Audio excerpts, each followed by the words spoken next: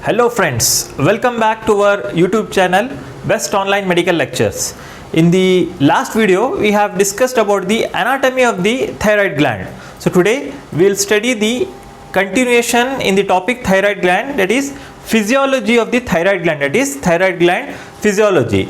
So today we have taken one competency from the subject physiology. So as per the latest guidelines of 2019 MCI or NMC, National Medical Commission guidelines, or the new curriculum, we have taken a competency from the subject physiology PY 8.2. So what does it states? Describe the synthesis, secretion, transport, physiological actions, regulation and altered secretion of the thyroid gland. Okay. So basically we will study about the secretion, physiological actions and all. So to achieve this competency, we will divide this broad topic of physiology into following learning objectives. That is, we will divide the thyroid gland physiology, that is the learning of the thyroid gland, into the following headings. That is, first A, synthesis, secretion and transport. So in this section we will study how the thyroid gland is synthesized, that is how the thyroid hormones are synthesized in the thyroid gland, that is the synthesis of the thyroid hormones in the thyroid gland. Then we will study about the physiological actions, okay, that is the functions of the thyroid hormones. Then we will study the regulation of secretion of the thyroid hormones. Then effect of the altered secretion. Altered secretion here means what happens when the thyroid gland secretion is either increased or decreased. Okay, so we'll study one by one. So the first objective today, what we are going to study is describe the synthesis, secretion and transport of the thyroid hormones. Okay, so we have studied in detail about the anatomy of the thyroid gland in the last video. So I request those who have not seen that video, so please go back in our YouTube channel and find out the video of thyroid gland anatomy, so that it can be very much useful to understand this topic. Okay, so this thyroid gland, what we have discussed in the last class, that is in the last video, that it is situated in the anterior part of the neck. Okay, so this thyroid gland, it is an endocrine gland, it is the largest endocrine gland and it secretes three important hormones.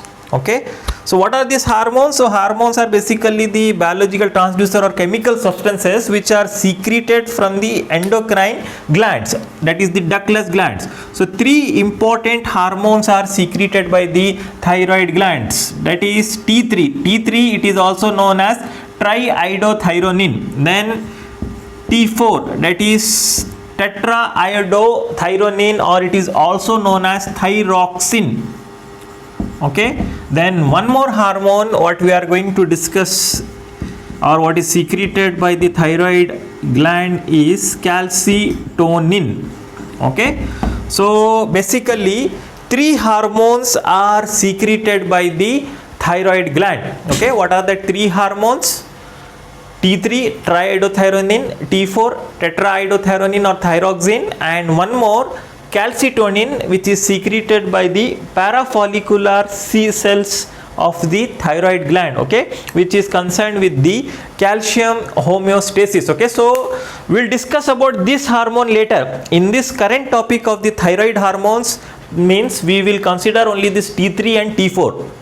Okay, the mechanism of action or whatever we are going to discuss is, we are going to discuss about this T3 and T4. These are known as thyroid hormones. Okay, this calcitonin we'll discuss along with the calcium metabolism. Okay, it is related with the calcium metabolism. So time being, today what we are going to concern is about this T3 and T4 only. Okay, that is the thyroid hormone. So if you remember the histology, that is the microscopic structure, in the last class what we have studied, if you cut and see this thyroid gland under a microscope, how does it look? So basically this thyroid gland consists of the thyroid follicles.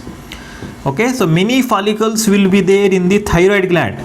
So we have seen in the last class of anatomy, so this thyroid follicles, it is consist of the cuboidal epithelium. Okay, so it is consist of the cuboidal epithelium. So there will be numerous follicles, many follicles in a thyroid gland. Okay, so like this, many follicles will be present in a thyroid glands, and in between these follicles the fluid, it is known as colloid. Okay, so at the center of this is known as colloid. Okay, this is known as colloid, and this so many follicles will be there, and these cells what we are seeing, okay, these epithelial cells what you are seeing inside the follicle, these are known as follicular cells. Okay, follicular cells, and in between this will be colloid. So there will be many follicles, and these follicles are lined by these epithelial cells, so these are known as follicular cells. So why I am drawing this once again and revising the histology is to understand the physiology about the thyroid hormones. That is, from these follicular cells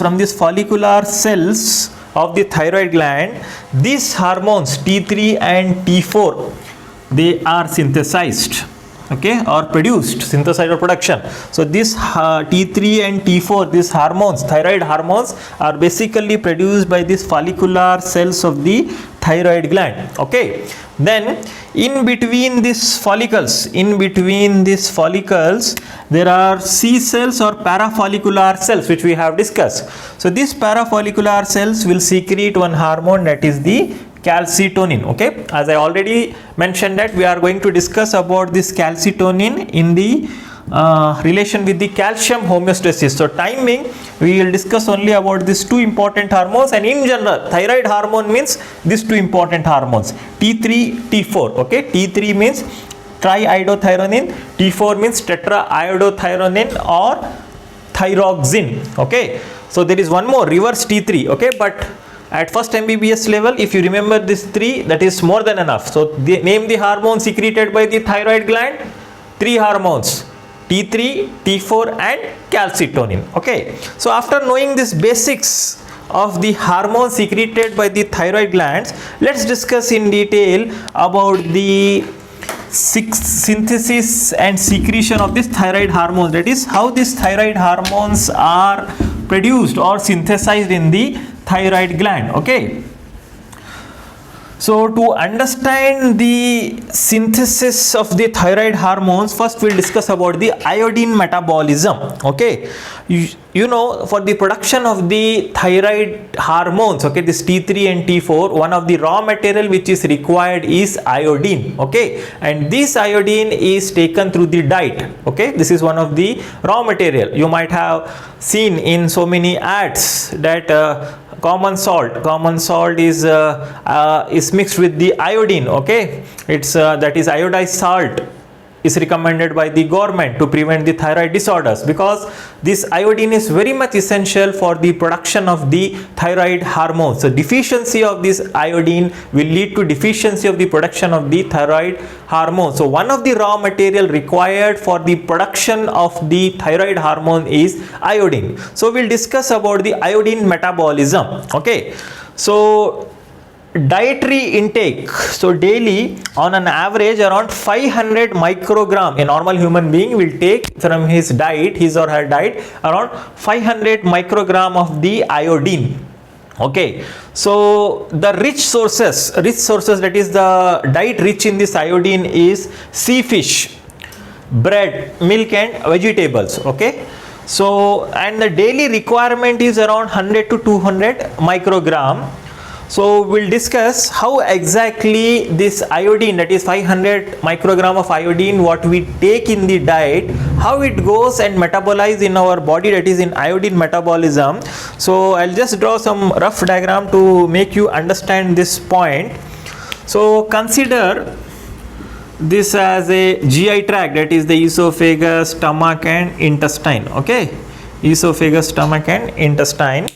Then I'll draw one blood vessel or the ECF, extracellular fluid, ECF or extracellular fluid. Okay, so as I said you, through diet around 500 microgram, that is average intake is 500 microgram. Okay, iodine is taken. Okay, so almost this 500 microgram it is absorbed, almost 100% it is absorbed, and 500 microgram enters into the blood or ECF, extracellular fluid, that is it enters into the circulation.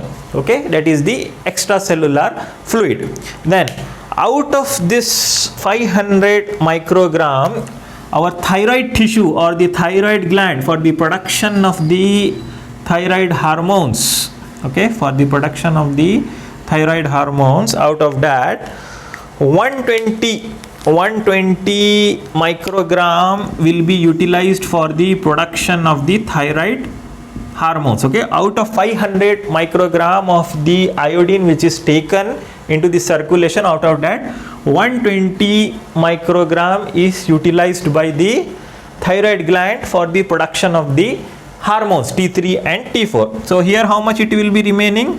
So if you minus it, so in the ECF now it will be around 380 microgram. Okay, now ECF 380 microgram will be remaining. Okay, so the thyroid gland will utilize this iodine for the production of the thyroid hormones. Okay, so out of this 120 microgram, so it will utilize around 80 microgram for this 120 it is utilized, and the hormones T3 and T4 which are released into the circulation, it consists of around 80 microgram. Okay, this is just an average values, 80 microgram of the iodine. Okay, then the remaining 40 microgram is again it is transferred back to the circulation. Okay, it is transferred back to the circulation, that is it comes from the thyroid tissue back to the ECF 40 microgram,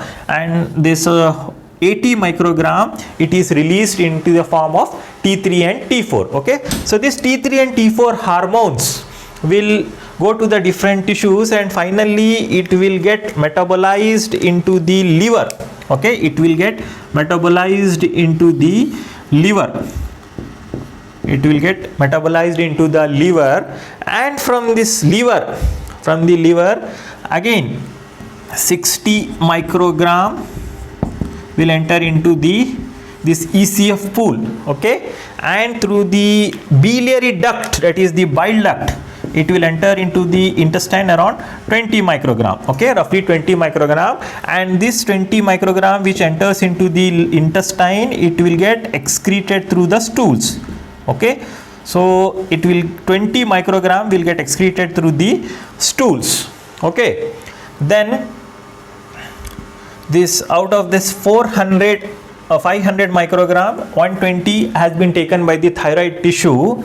Now it will be in the ECF pool will be 380 plus 40 plus 60, that is 480 microgram. Okay, 480 microgram of the iodine will be present in the ECF pool. So this 480 microgram of the iodine, it will enter into the kidney, that is through the renal system, and it is excreted from the form of urine, that is from the urine it will be excreted around 450 microgram, that is through urine 450 microgram is excreted, and through stools 20 microgram, that is totally 500. So these are the rough figures or approximate figures, that is average daily intake is 500 microgram, and at 500 microgram daily it is excreted 480 through the urine and 20 microgram in the form of the stools. Okay, the same thing is depicted here. So average 500 microgram is taken by the GI tract.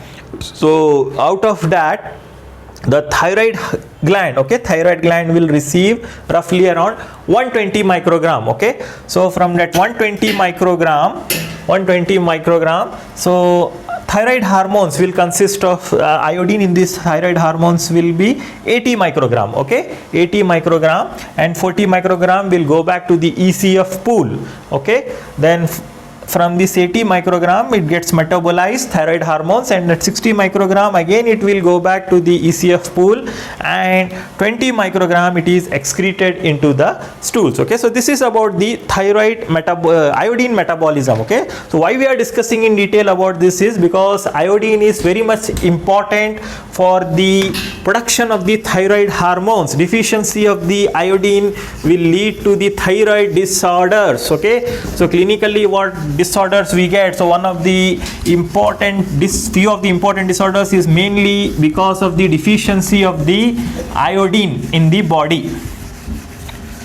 Okay, So after knowing about the iodine metabolism, now comes to the topic that is the biosynthesis and storage and secretion of the thyroid gland, that is the production of the thyroid hormones. Okay, how this biosynthesis of the thyroid hormone, that is T3 and T4, how they are synthesized in the thyroid gland. Okay, so again you have to consider this as an follicular cell. Okay, I am drawing a rough follicular cell. So this follicular cell, if you remember the histology in today's video also, I have described the histology, that is the thyroid gland is mainly made up of the follicular cells. Okay, today what we have discussed, that is it consists of a follicular cells lined by the cuboidal epithelium. Okay, now what I am taking is this one follicular cells. Okay, this one follicular cell. Okay, and here adjacent again different follicular cells will be there. So I am just enlarging one follicular cell, and here is the lumen of the follicle, that is it will consist here, there is a colloid. Okay, colloid, that is inside colloid tissue will be there, and this is one of the follicular cell. Okay, and here consider this as a blood vessel or a capillary. Blood vessel or a capillary. Okay, blood vessel or the capillary. So as I mentioned earlier, that the production or the synthesis of this thyroid hormones T3 and T4, mainly it will take place in this follicular cells of the thyroid gland. So I am just drawn a bigger follicular cell, so hope it is visible in the display or here. Okay, so it, for the production or synthesis, it takes the following steps. And for your theory examination, okay, in the subject physiology, several times it has been asked as a 10 marks main question. Describe the synthesis, secretion, transport and physiological actions and regulation and applied aspect of the thyroid gland. Okay, so we'll discuss about this. So following steps takes place. So the first step is iodine trapping. Okay, iodine trapping. So then there will be synthesis and secretion of thyroglobulin, oxidation of iodides, organification of thyroglobulins, coupling reaction, storage, and finally secretion. Okay, so first thing is iodide trapping. So how does this takes place? Iodide trapping. Okay, we have discussed in detail about the iodine metabolism. Now we'll discuss about the iodide trapping. Okay, so the first step is iodide trapping, that is iodide which is present in the blood vessel, it is taken up by this follicular cells. Okay, so this iodine molecule in the form of iodide, it enters into the follicular cell. It enters into the follicular cell of the thyroid gland. Okay, how it enters? By a sodium iodide symporter. Sodium iodide symporter. Okay, so along with sodium and iodide. Okay, so there is a co-transport, sodium iodide co-transport, along with this transport molecule which is present on the basal side of the follicular cell. Okay, this is at the basal side of the follicular cell. So from this basal side, along with sodium, this iodide molecule will enter into the follicular cell. Okay, so this is the first step, that is the iodide trapping. Okay, so this is the first step. Okay, so for this sodium iodide transporter, for this thyroid stimulating hormone will control this iodide uptake, and the anti-thyroid agents like thiocyanate, perchlorate will inhibit the iodide transport. That is, in hyperthyroidism, in the diseases, we are going to discuss about what is hypothyroidism and hyperthyroidism later in this chapter itself. So in hyperthyroidism, for the control we use anti-thyroid drugs. So these anti-thyroid drugs like perchlorate or thiocyanate will causes inhibition of this iodide uptake, so that thyroid hormones are not produced, because the raw materials mainly required for the production of the thyroid hormones is tyrosine and iodide. Okay, iodide. Okay, we'll discuss about the tyrosine. Okay, so this is how iodide or the iodine will enter into the follicular cells from the blood. Then second step is synthesis and secretion of thyroglobulin.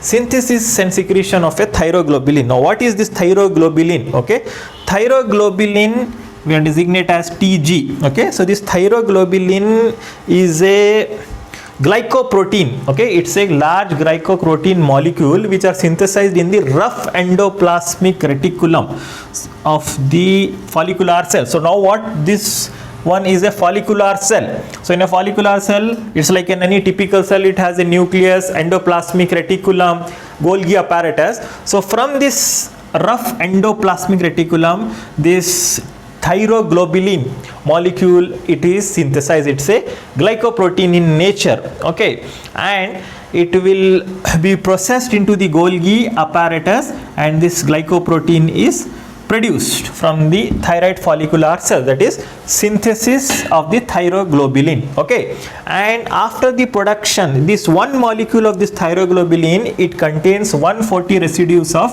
tyrosine. Okay, amino acid tyrosine. So remember, for the production of the thyroid hormones, two important raw material is required: tyrosine and iodine. Okay, so iodide has entered the follicular cell through the blood vessels, and this tyrosine, it is a part of this molecule thyroglobulin, which is synthesized by the rough endoplasmic reticulum of the follicular cells. Okay, so tyrosine residue, which is a substrate for iodine. So for the production of thyroid hormones, two chemicals are required: tyrosine and iodine. Okay, now the third step is oxidation of the iodides.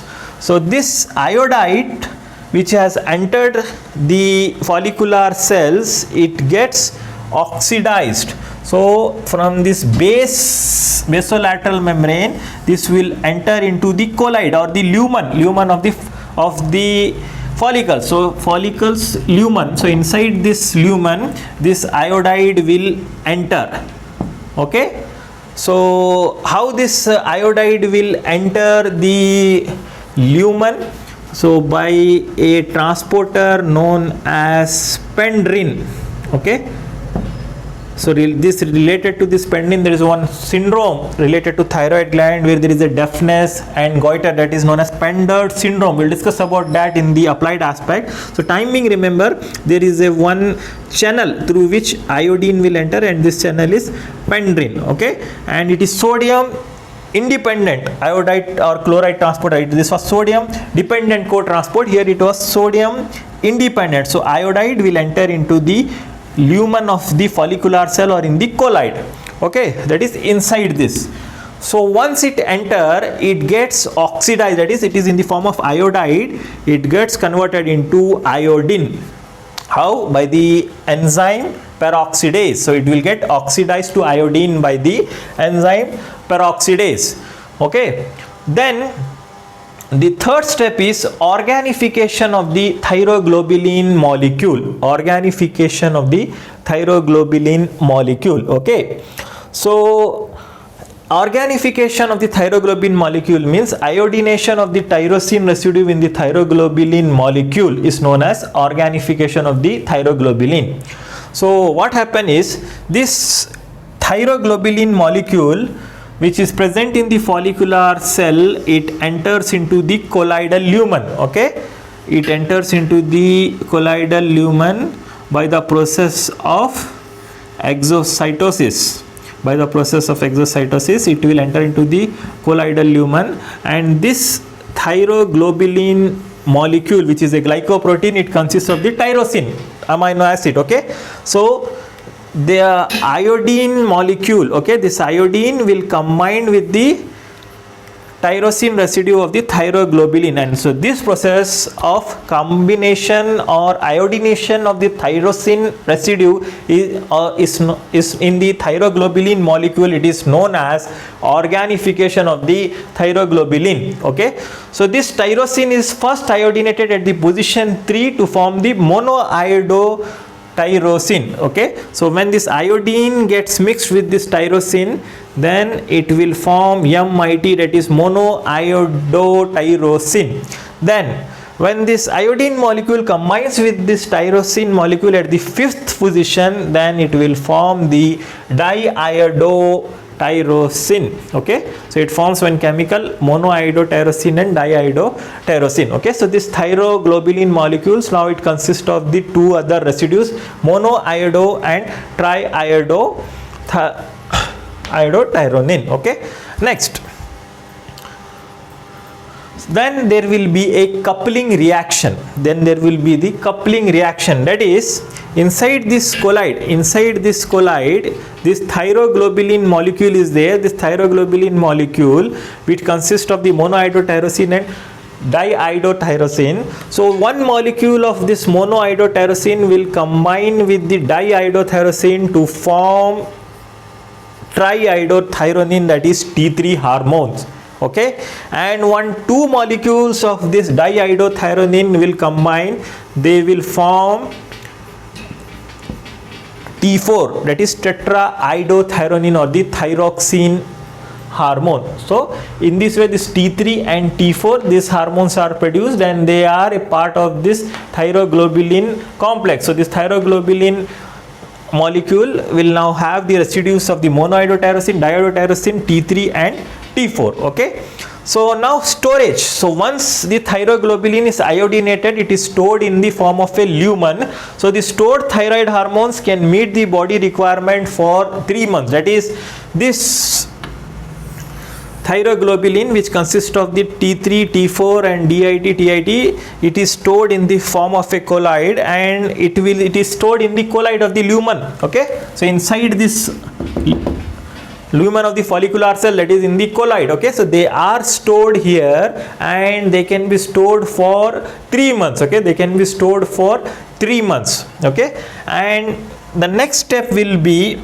release secretion of the thyroid hormone. So how this T3 and T4 will enter into the bloodstream. Okay, how this T3 and T4 will enter the bloodstream, that is the secretion of the thyroid hormones. So what happens is, this colloid molecule, this molecule complex will enter in back from the colloid to the follicular cells. Okay, so by the process of endocytosis. So this colloid containing the iodinated thyroglobulin, this whole complex, it comes back to the this one follicular cell. Okay, through the process of endocytosis, and megalin, okay, one receptor that will be helpful for this process is megalin. Okay, then when this enters this colloid molecule, which consists of this thyroglobulin and monoiodotyrosine, diiodotyrosine and T3 hormone and T4 hormone. So in this cell, follicular cells, it will get attached with the lysosomes. Okay, and it will cause us the proteolysis, that is, this colloid droplets fuses with these lysosomes containing this T3, T4, monoiodotyrosine and diiodotyrosine, and this proteolysis, and it gets broken down, this colloid droplet, and this hormones T3 and T4 are released, and they are released into the circulation by diffusion. So in this way, these hormones T3 and T4 are synthesized or produced in the thyroid follicular cells. Okay, in the thyroid follicular cells, this T3 and T4 are produced. Okay, so now how they are transported, how this thyroid hormones in the blood circulation, T3 and T4, how they are transported. So basically or mainly, it is transported in the bond form and the free form. So most of these hormones T3 and T4 are transported in the bond form to the specific proteins. So thyroid binding globulin, okay, about 70% of these hormones are binded to the thyroid binding protein TBG, and remaining they are bound with the prealbumin and albumin. Okay, and free form is just around 0.5% of T3 and 0.05% of the T4. Okay, so you can see thyroid bonding globulin, albumin or prealbumin known as transthyretin. Okay, so this hormones binds to these proteins and they get transported, and the free is only 0.05%. Okay, so that is the unbound form, that is the free. T3 and T4 are the main principal hormone which will causes its biological actions. Okay, now how the metabolism takes place, how this metabolism takes place, that is, once they enter into circulation, they will go to the target tissues and it will lead to its actions, and finally it gets metabolized and excreted. So there are three ways of its metabolism and excretion, that is deiodination, decarboxylation and conjugation. So deiodination is about 40% of the T4 is deiodinated into T3 by the enzyme 5-deiodinase, okay, and decarboxylation, very few decarboxylated to form tetraiodothyroacetic acid or tetrac and triiodothyroacetic acid, okay, and finally around 15% of the T3 and T4 are conjugated in the liver to form glucuronides and sulfates, and they are excreted, okay. So this is how they are metabolized and excreted, okay. So I think it's almost more than half an hour, so this is the end of the today's video. So for the next objective we will continue in the next video, okay. Take care, please like and subscribe.